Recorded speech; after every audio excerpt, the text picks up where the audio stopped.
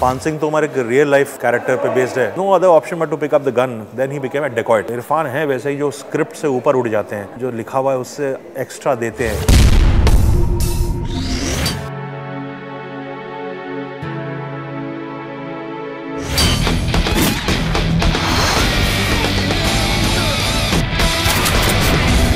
पान सिंह तोमर एक real life character पे बेस्ड है।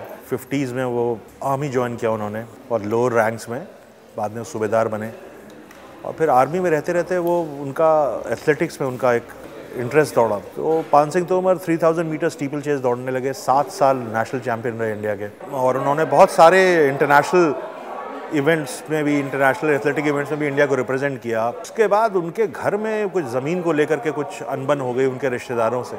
उनके घर में उनकी माँ को मारा, भाई बेटे को मारा, बहुत कुछ किया। So he was left with no other option but to pick up the gun, then he became a dacoit.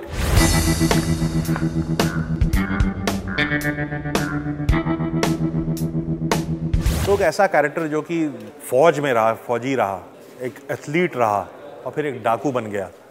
तो मुझको जब इसके बारे में पता चला तो मैंने सोचा इससे अच्छा कैरेक्टर हो ही नहीं सकता कि इस पे फिल्म जरूर बनानी चाहिए। आप डकैत कैसे बने? बिहार में बागी होते हैं, डकैत मिलते हैं पार्लियामेंट में। तब मैं असिस्टेंट होता था शेखर कपूर साहब का और हम लोग बैंडिट क्वीन एक फिल्म थी शेखर जी की। हाँ, तो बैंडिट क्वीन के लिए रिसर्च कर रहे थे कि डाकू कैसे रहते हैं, क्या रहते हैं। तो तब एक मैगजीन उस वक्त आया करती थी संडे, आनंद बाज़ार पत्रिका की, जैसे टाइम इंडिया टुडे, आउटलुक, वो उसी फॉर्मेट पे। तो संडे में मैंने ये आर्टिकल पढ़ा था पान सिंह तोमर के बारे में। तो मैंने सोचा जिस दिन बन जाऊंगा डायरेक्टर, डेफिनेटली इस पर पिक्चर बनाऊंगा। मैं आइडियाज़ बहुत प्रोड्यूसर्स को सुनाता था, सबको अच्छा लगता था, लेकिन सब कहते थे स्क्रिप्ट लिख दो। तो मैं कहता था ये भाई ये ऐसी स्क्रिप्ट नहीं है जिसको मैं कमरा बंद करके अपने एक इमेजिनरी दुनिया क्रिएट करूँ और पान सिंह पे स्क्रिप्ट लिखूँ। This film needs research and I needed some producer to, a visionary producer first of all, to fund this research, and I was not getting any.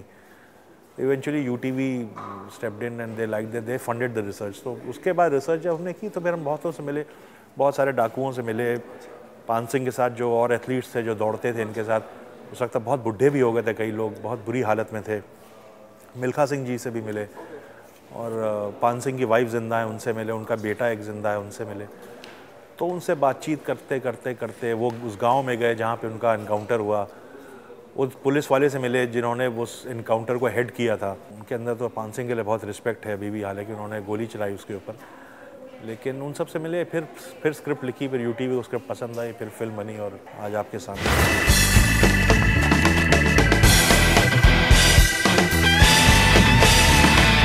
हाँ, देखिए इस पिक्चर के लिए मुझे ऐसा ही एक्टर चाहिए था जो कि थोड़ा सा ज़्यादा दे सके, अपने वक्त से ज़्यादा दे सके मुझे, क्योंकि ये फिल्म ऐसे एयर कंडीशन स्टूडियोज़ या कमरों में बनी फिल्म नहीं है। बहुत ही मुश्किल टेरेन थी, चंबल में शूट करना, फिर आर्मी बेसेस में शूट करना, फिर उनका जो जितने एथलेटिक इवेंट्स हैं वो गर्मी और पसीना और बुरी हालत। तो मुझे ऐसा एक्टर चाहिए था जो कि थोड़ा ज़्यादा दे, और इरफान है वैसे ही जो स्क्रिप्ट से ऊपर उड़ जाते हैं, कहानी को और स्क्रीन को जो लिखा हुआ है उससे एक्स्ट्रा देते हैं। ऐसे बहुत कम एक्टर्स हैं हमारे देश में जैसे इरफान साहब हैं। 1.5-2 साल हुए इस पिक्चर को बने हुए। उसके बाद ये फेस्टिवल्स में गई, तो फेस्टिवल्स में बहुत अच्छे रिव्यूज़ मिले, मतलब बहुत ही ज़्यादा। कई जगह तो ऐसे रिव्यूज़ मिले कि मतलब एक्सपेक्ट ही नहीं कर रहा था कि ऐसे मिलेंगे। उसके बाद लास्ट ईयर ये पिक्चर रिलीज़ होनी चाहिए थी 2011 में। आपने देखा होगा 2011 में हिंदी सिनेमा ने बहुत अच्छा किया, अभी बहुत पिक्चरें हिट हुई हैं।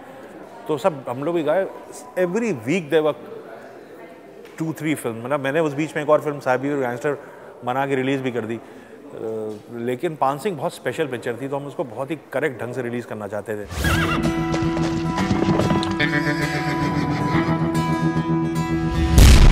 इसके बाद मैं साहब बीबी और गैंगस्टर का सीक्वल बना रहा हूँ और एक बालाजी के लिए एक फिल्म है मिलन टॉकीज़, और इस बीच उस तरह की फिल्में काफ़ी आ रही हैं। तो मैंने थोड़ा सा स्क्रिप्ट में चेंजेस और एक्टर्स का सिलेक्शन थोड़ा डिफरेंट कर दिया है जयराम जी के लिए, तो उसके लिए मुझे थोड़ा सा वक्त और चाहिए।